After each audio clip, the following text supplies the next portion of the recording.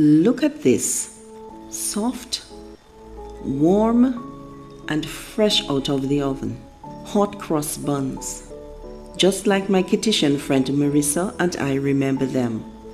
Growing up in the Caribbean, Easter had a feeling all its own, and one of the sweetest memories was singing. Hot cross buns, 1 a penny, 2 a penny.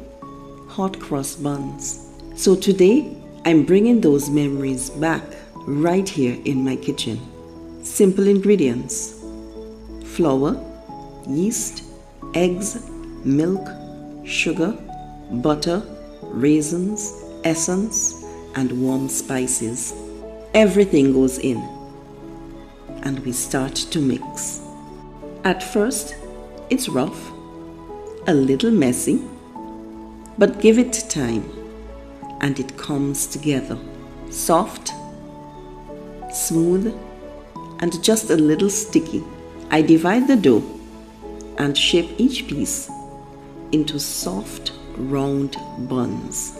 Then I let them rest and rise.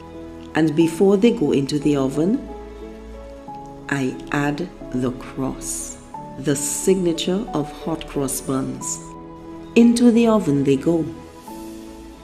And then they come out golden, warm, and beautifully risen. I brush a light sugar glaze on top for that soft, shiny finish. Soft, tender.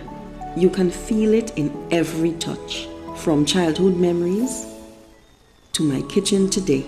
These are more than just buns. They are tradition. And this is Story Time and Cooking with Forsi. A story you can taste.